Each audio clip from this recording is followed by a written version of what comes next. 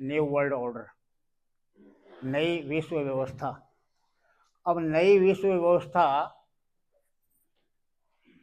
के ये एजेंडे हैं जिनकी चर्चा हो रही है, जैसे बैंकों का मायाजाल है, रुपए की डीएवैल्यूएशन है, खेती के ऊपर है, शिक्षा के ऊपर है, न्याय के ऊपर है। ये एजेंडे हैं उनके। और जो मुख्य नीति है विश्व व्यवस्था की वो क्या है? उन नीतियों को लागू करने के लिए ये अलग अलग प्रोग्राम हैं। क्या है नीति? नीति है, देखिए, न्यू वर्ल्ड ऑर्डर, राथशील्ड का नाम आपने सुना होगा, और राथशील्ड काफ़ी बड़ी हिस्सा है उस न्यू वर्ल्ड ऑर्डर का। और उसके मित्र होते थे एडम वाइसहाफ्ट। एडम वाइसहाफ्ट ने एक गुप्त संगठन बनाया, इल्यूमिनाती, और उस इल्यूमिनाती की ही एक्सटेंशन है ये न्यू वर्ल्ड ऑर्डर। अब इल्यूमिनाती के कुछ नीतियां हैं, उनको न्यू वर्ल्ड ऑर्डर की नीतियां आप कह सकते हैं। क्या? चुनी हुई सरकारों का विध्वंस करना एक टारगेट है। चुनी हुई सरकारों का विध्वंस करना, व्यक्तिगत संपत्ति को खत्म करना, राष्ट्रीयता को खत्म करना, धर्म को खत्म करना, और ये काम करके आखिरी उद्देश्य क्या है? एक विश्व सरकार बनाना, वर्ल्ड गवर्नमेंट बनाना, जहां से सारे संसार का कंट्रोल हो। ये है उद्देश्य। अब इसमें एक बिंदु है धर्म को नष्ट करना। अब धर्म की चर्चा क्यों आई एजेंडे में, ये पॉइंट क्यों रखा गया, इसको आप समझिए। धर्म को इसलिए रखा गया कि नंबर एक, धरती पर 8 अरब के करीब जनसंख्या है। 8 अरब में एक व्यक्ति भी ऐसा नहीं है जो धर्म से अछूता हो। जो मानते हैं जिस भी धर्म को, वो उसको आगे बढ़ाने का, उसका प्रचार प्रसार करने का प्रयास करते हैं। जो किसी धर्म को नहीं मानते, वो उससे बचने का और दूसरों को बचाने का प्रयास करते हैं। अछूता कोई नहीं है, एक बात। दूसरी, धर्म के नाम पर दुनिया में जितने संघर्ष हुए, लड़ाई झगड़े हुए, युद्ध हुए, उनसे जान माल का जो नुकसान हुआ, उतना नुकसान युद्ध से, प्राकृतिक आपदाओं से और बीमारी से नहीं हुआ।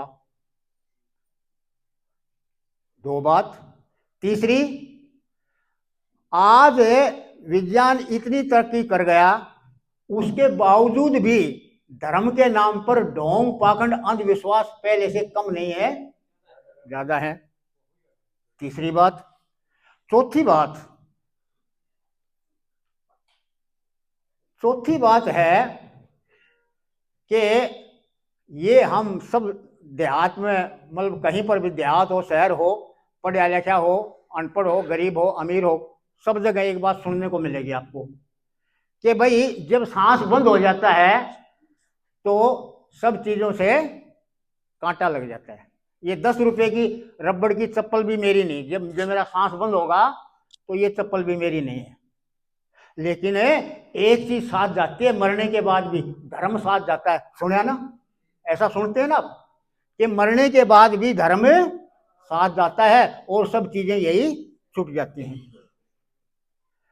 और भाई ये भी हम देख रहे हैं, हमारे सामने है कि धर्म हमारे जीवन की बहुत सारी गतिविधियों को गहरे से प्रभावित करती है। ठीक?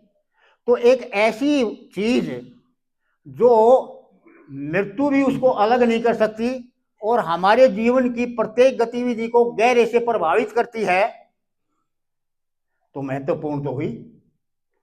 अब इसके मैंने बताया था भाई, जितना खून खराबा, जितना नुकसान धर्म के नाम पर हुआ है, इतना तो बीमारी से, युद्ध से, प्राकृतिक आपदाओं से भी नहीं हुई है। तो फिर इसको छोड़ दिया जाए। इल्यूमिनाटी या न्यू वर्ल्ड ऑर्डर के एजेंडे में ये चीज है कि धर्म को नष्ट करना, तो फिर तो अच्छी बात हुई। लेकिन इसको रखना है या नष्ट करना है, इससे पहले ये चीज जरूरी है कि हमें पता होना चाहिए कि ये चीज क्या है, धर्म कहते किसे हैं। राइट?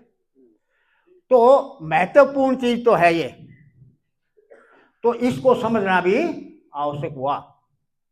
अब देखो, धर्म की कुछ परिभाषाएं हैं।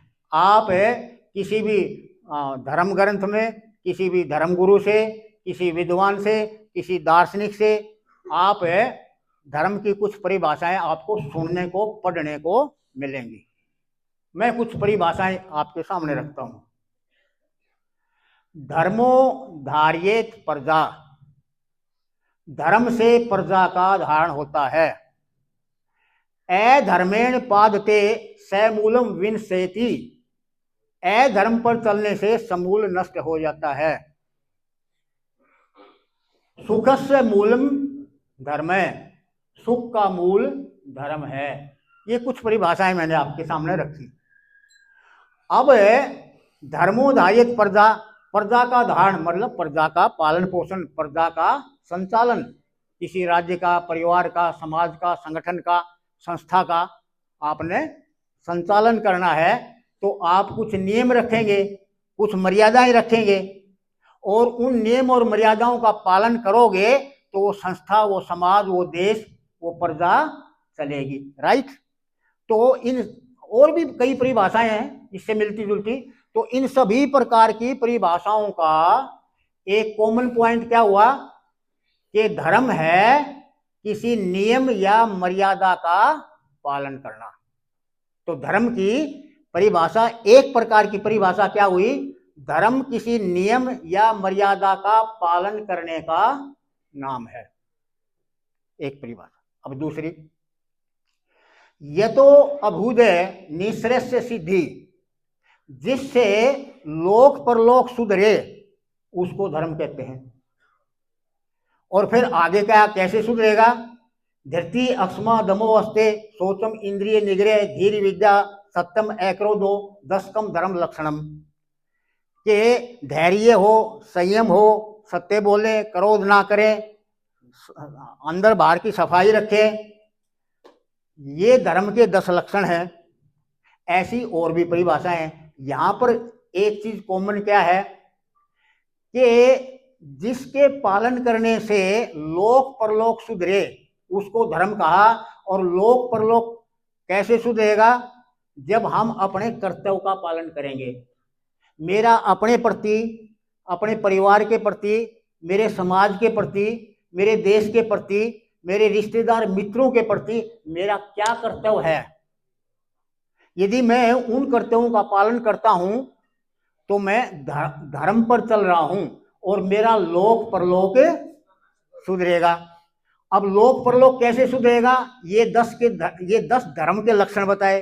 ये बातें, ये गुण, ये क्वालिटी आपके अंदर हैं तो आप कर्तव्य का पालन कर पाएंगे, और कर्तव्य का पालन कर पाएंगे तो आपका लोक परलोक सुधरेगा। ये दूसरी धर्म की परिभाषा। अब एक परिभाषा और है, सबने सुनी होगी, अहिंसा परमो धर्म है। अहिंसा परमो धर्म है, सुना सबने? अहिंसा परम धर्म है। अब अहिंसा को परम धर्म क्यों कहा? क्योंकि अहिंसा क्या है? देखो, अहिंसा जो है इसमें महात्मा बुद्ध से लेकर महात्मा गांधी तक अहिंसा की परिभाषा को ठीक से नहीं समझा गया, और इस अहिंसा की परिभाषा को ठीक से न समझने के कारण हमारे देश को काफी नुकसान भी हुआ, अब भी हो रहा है। अहिंसा क्या है? अहिंसा है, अहिंसा की ठीक परिभाषा क्या है? अहिंसा की ठीक परिभाषा है अकारण किसी का भी, जीव का, चींटी से लेकर मनुष्य तक, अकारण किसी भी जीव की हानि ना करना, ये अहिंसा है। और यदि कारण मौजूद है तो लाखों लोगों का सिर कलम कर देना भी अहिंसा नहीं है ना, हिंसा नहीं है, वो भी अहिंसा है। ये सही परिभाषा है अहिंसा की, कि अकारण किसी का नुकसान नहीं करना। अकारण किसी का नुकसान कर रहे हो तो आप हिंसा कर रहे हो, और यदि कारण मौजूद है और आपने किसी का सर कलम करना पड़ गया तो आपने हिंसा नहीं की, अहिंसा है। उदाहरण के तौर पर कोई देश आपको गुलाम करना चाहता है और वहां बॉर्डर पर आपके सैनिक उसको मार देते हैं, गुलाम करने वाले को, वो हिंसा नहीं है। कोई घर में आपको धन माल लूटने आता है और आप उसको चोट पहुंचाते हैं, मार भी देते हैं, हिंसा नहीं है। कोई बहन बेटी की इज्जत लूटने आता है और ऐसे बदमाश को आप उसका सर कलम कर देते हैं, गोली से उड़ा देते हैं, हिंसा नहीं है, अहिंसा है। तो खैर, तो अहिंसा परमो धर्म क्यों कहा? वो इसलिए कहा कि मनुष्य का, मनुष्य नहीं, जीव मात्र की एक मूल प्रवृत्ति है, जीव मात्र चींटी से मनुष्य तक, क्या सब सुखी रहना चाहते हैं, दुखी कोई नहीं रहना चाहते, ये मूल प्रवृत्ति है। और हिंसा से क्या होगा? दुख होगा, हिंसा से दुख होगा, और दुखी कोई रहना चाहता नहीं। तो इसलिए, क्योंकि ये सबसे गहरी और सबसे मूल इंस्टिंक्ट है, मूल प्रवृत्ति है सुखी रहना, इसलिए इसको कहा है अहिंसा परमो धर्म है।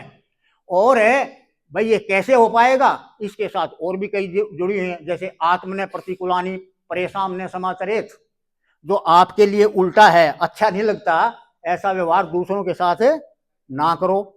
ऐसा कब कर पाओगे? आगे कहता है कि आत्मवत पश्यन्ति सर्वभूतेषु, आत्मवत पश्यन्ति सर्वभूतेषु, सभी भूतों को, मतलब सभी जीव जंतुओं को अपने जैसा समझो, तो तब आप हिंसा नहीं कर पाएंगे। तो ये तीन परिभाषा मैंने रखी आपके सामने। धर्म की तीन परिभाषा, तीन तरह की परिभाषा हुई। क्या? किसी नियम या मर्यादा का पालन करना धर्म है, कर्तव्य का पालन करना, और मानव का मूल स्वभाव, उसके अनुसार मूल स्वभाव, मूल स्वभाव क्या है? प्रेम का है, सहानुभूति का है, करुणा का है, सहयोग का है, ये सभी चाहते हैं। कौन नहीं चाहता बताइए?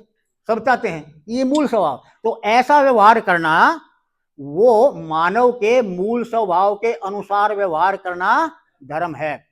देखो मित्रों, तीन तरह की मैंने परिभाषाएं रखी है, कुछ सिलेक्टेड मैंने रखी हैं, ऐसी आपको परिभाषाएं अनेकों मिलेंगी। लेकिन एक बात मैं दावे से कहता हूं, ध्यान से सुनिए।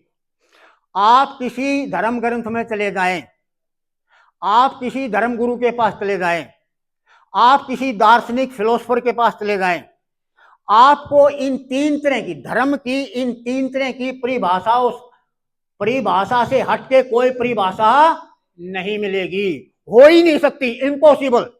मैं तो यहां तक कहता हूं, धर्म की इन तीन प्रकार की परिभाषाओं से हटके परिभाषा आपको कहीं नहीं मिलेगी।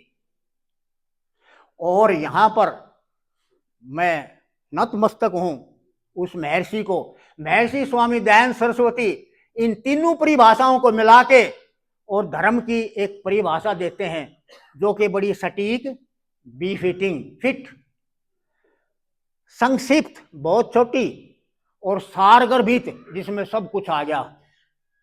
तो ऋषि दयानंद धर्म की संक्षिप्त, सारगर्भित और सटीक परिभाषा देते हुए क्या कहते हैं? सत्य आचरण ही धर्म है, सत्य आचरण ही धर्म है। ये ऋषि दयानंद ने धर्म की परिभाषा की है। अब देखो, तीन तरह की परिभाषा थी, उसके बारे में मैंने ये कहा था कि इससे हटके आपको कहीं पर भी, कहीं चले जाओ आप, धर्म की अन्य परिभाषा नहीं हो सकती इन तीन टाइप से अलग।